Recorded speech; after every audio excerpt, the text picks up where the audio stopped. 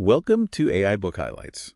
Today we're looking at a real classic. We are Robert Cialdini's Influence, The Psychology of Persuasion. Ever find yourself saying yes and wondering why? Uh-huh. This book really breaks down those hidden triggers, the psychological forces that kind of nudge us towards agreement. Yeah, forces we often don't even notice. We're going to unpack some of the biggest ideas from the book. We've got 5 key highlights lined up for you. Think of it as understanding the why behind persuasion. From strange retail stories to, well, how favors work. Exactly. We'll look at examples, see how these principles show up in daily life, maybe help you spot them. Okay, let's get into it.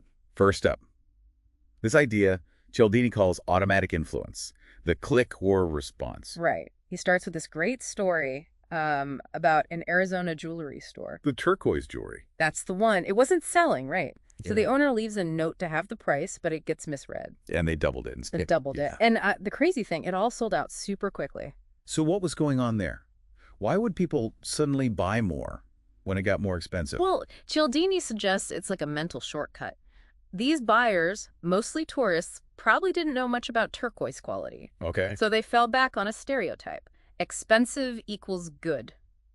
The high price tag itself became the trigger for perceived quality. Like the mother turkey hearing the cheep, cheep sound. That's the analogy he uses, isn't it?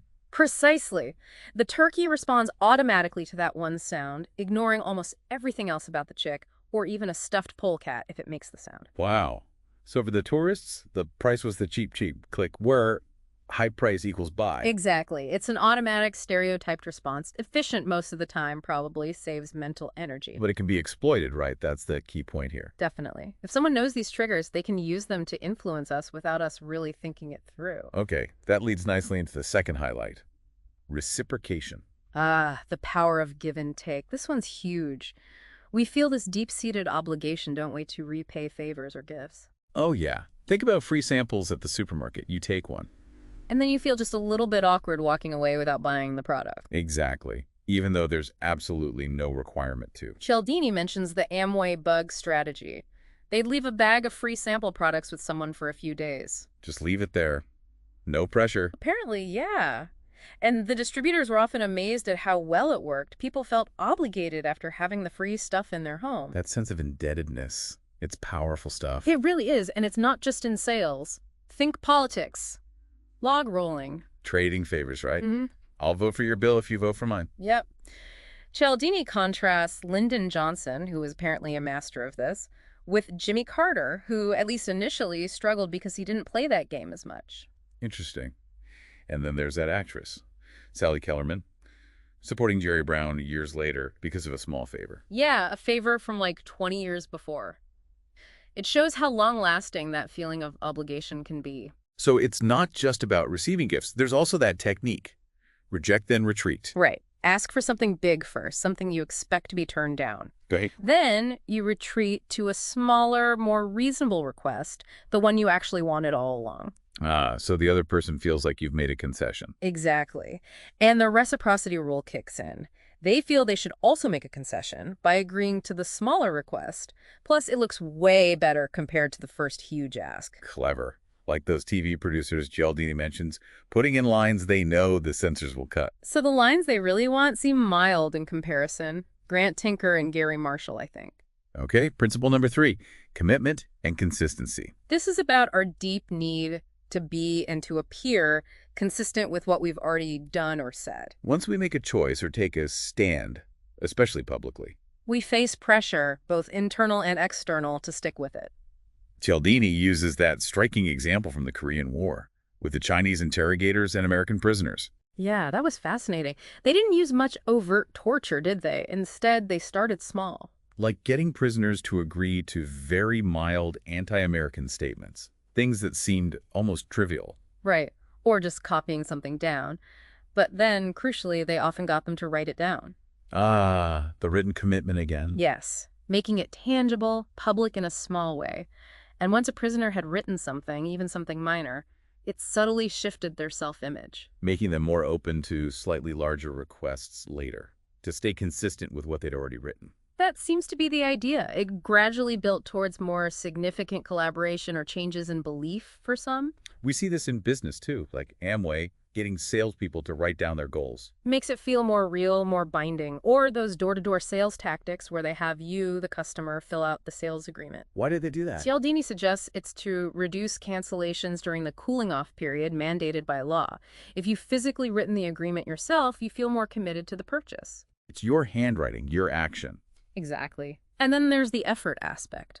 Things that are harder to achieve often make us value them more. Like those intense initiation rites, fraternities, tribal societies. Yeah, the beatings, the cold, the weird food, all that stuff. Logically, you'd think people would hate the group afterward. Well, often they become more loyal. Right. Research suggests exactly that. Like the Aronson-Mills study. The more severe the initiation, the more the participants tended to like the group afterwards. They had to justify the suffering. I went through all that, so this group must be really important to me. Something like that. It builds commitment through effort. And it connects to getting genuine interchange, not just forced compliance. Like that experiment with the kids and the forbidden toy. Oh yeah, Friedman's study. Tell kids not to play with a cool toy. If you use a strong threat, I'll be very angry and have to do something, they might obey while you're watching. But later. Later, they still want the toy. But if you use a mild reason, it's wrong to play with it. They have to justify to themselves why they aren't playing with it. Exactly. They generate their own internal reasons. And weeks later, many of those kids still avoided the toy even when it was okay to play with it. They'd convinced themselves. Wow. That has big implications for things like parenting. Huge. Persuasion over punishment for lasting change. Okay, moving on to highlight number 4, social proof. This is the idea that we figure out what's correct by finding out what other people think is correct. Especially when we're uncertain or the situation is ambiguous, we look around. We look around. What's everyone else doing? Cialdini's classic example is canned laughter on TV comedies. Ugh, canned laughter. Most people say they hate it. Right. But studies show it works. Yeah. We tend to rate jokes as funnier when there's canned laughter attached. It's manufactured social proof telling us this is funny. It's manipulating that tendency to follow the crowd. Pretty much. Bartenders salting their tip jars with a few bills to start. Or church ushers doing the same with collection baskets. It suggests tipping or donating is the normal, expected behavior. Evangelical preachers sometimes using ringers in the audience to come forward, creating the impression of a spontaneous outpouring. It leverages that tendency. Yeah. If others are doing it, it must be the right thing to do. And it's powerful for learning, too. Studies show kids who are afraid of dogs can overcome that fear by watching other kids happily playing with dogs. Seeing others do it makes it seem safe. Okay. Especially if they see multiple other kids doing it, the more social proof, the better. But social proof can also lead to inaction, can it? The bystander effect. Yes. The tragic Kitty Genovese case is the most famous example. Attacked repeatedly, many people apparently heard or saw something. But nobody intervened effectively for a long time. Why? Latane and Darley's research suggests two main things. One, diffusion of responsibility. With many people around, everyone thinks someone else will call the police or help. It's not solely my job. Right. And two, pluralistic ignorance. We look to others to gauge the situation. If nobody else looks concerned or is reacting... We might assume it's not really an emergency. Maybe I'm misinterpreting things. Exactly. Everyone's looking at everyone else being calm, so everyone concludes it must be okay. So how do you break that cycle if you need help? Cialdini says be specific. Point to one person. You in the blue jacket, call 911. Assign responsibility directly. Remove the ambiguity. That makes sense. And then there's that really disturbing side of social proof. The whirr effect. Yeah, named after Goethe's novel that apparently sparked copycat suicides. It's the finding that highly publicized suicide stories in the media are often followed by a statistical increase in suicides. Like people seeing it as a kind of validation or option. It's a chilling interpretation, suggesting some people might see it as a form of social proof for tragic behavior. And the specificity is eerie. What do you mean? Studies found that if the publicized story was about a single victim suicide, the subsequent increase was mainly in single fatality car crashes or plane crashes, if it was a murder-suicide. Then you saw an increase in multiple fatality crashes. Oh, wow. It suggests a very specific, albeit deeply disturbing, form of imitation. Okay, let's move to the fifth and final principle. Liking. This one feels pretty intuitive, doesn't it? We're just more likely to say yes to people we know and like. Simple enough. The classic example. Tupperware parties. Cialdini points out that the real power isn't just the plastic bowls. It's the hostess, right? Your friend invited you. Exactly. Research showed guests felt the obligation wasn't just to Tupperware, but to their friend, the hostess. Buying was partly about supporting her. The social bond is key. That's why charities use local volunteers to canvass neighborhoods. Harder to slam the door on Mrs. Higgins from down the street. Definitely. Or the endless chain method in sales, like Shockley used, get customers to provide names of friends. Then you approach the friend saying, "So-and-so suggested I contact you." It uses the existing liking as an introduction. Joe Girard, the world's greatest car salesman, according to Guinness, his formula was basically, give them a fair price and make them like you. So, what makes us like people? Cialdini breaks it down. Several things. Physical attractiveness, the halo effect, where we assume attractive people are also smarter, kinder, etc. Okay, what else? Similarity. We like people who are like us, similar opinions, personality traits, background, even dress style. Compliments work too, right? Oh, yeah.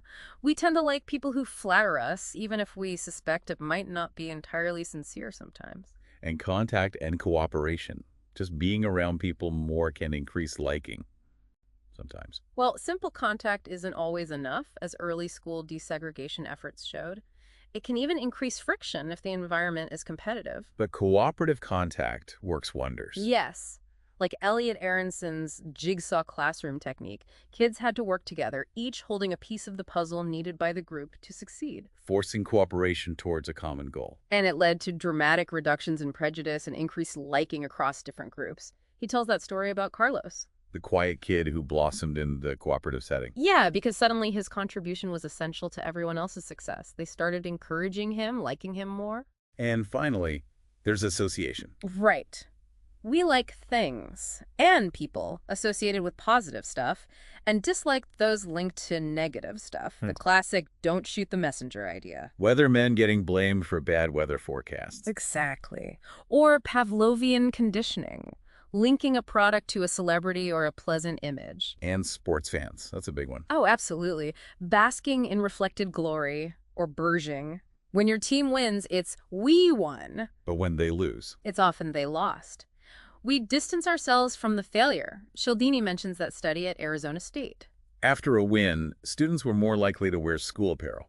Yes, and more likely to use we when describing the victory, especially if their own self-esteem had recently taken a hit they wanted to associate with success. Fascinating stuff. Okay, so we've covered these 5 big principles: automatic response, reciprocity, commitment, consistency, social proof, and liking. That's a lot of ways our decisions can be influenced, often without us realizing it. So let's distill this down. What are maybe, say, 3 key actionable takeaways people can use from all this? Okay, first one. Become more aware of your own click whirr responses, those automatic pilot moments. So pause before reacting. Yeah, just take a second. When you feel that immediate pull to agree or buy, ask yourself why. Is it based on the actual merits or just a shortcut trigger like price or scarcity? Like the turquoise jewelry. Don't just assume expensive means good. Think it through. Exactly. Okay, second takeaway. Scrutinize gifts and favors. Understand reciprocity. Be aware that a free offer might come with strings attached, even if they're invisible. Right, that free sample, that unexpected favor, recognize it might create a sense of obligation. Ask yourself, would I agree to this request if this person hadn't given me something first? Detach the request from the feeling of indebtedness. Try to, yeah. It helps maintain your autonomy. Right. And third, evaluate commitments carefully. Especially those public ones or written ones. Definitely. Before you agree to something, sign something, or state a position publicly, consider the consistency principle. Think about whether you'll feel pressured later to act in line with it, even if circumstances change or you have second thoughts. Precisely. Make sure that initial commitment truly aligns with your values and goals, because it's harder to back away later. Know that pressure will be there. Be mindful of that internal drive to stay consistent. Awareness is the first step, really. Recognizing these principles at play is crucial. It really is. Understanding these psychological triggers, Cialdini outlines, gives you a powerful lens, doesn't it, for viewing your own decisions and the world around you. It helps you become a more conscious consumer, a more discerning decision maker. You can spot when these weapons of influence are being aimed your way. And make choices that are truly your own. Hopefully, yeah. Well, that brings us to the end of our look at Cialdini's influence. Thank you for joining us. We hope these highlights were useful. If you found this interesting and want to go much deeper into the psychology of persuasion, and there's a lot more in the book, We definitely recommend picking up a copy of Robert Cialdini's Influence, The Psychology of Persuasion. It's a foundational read in the field. Absolutely. You can find a link to the book right there in the description. Thanks for listening to AI Book Highlights.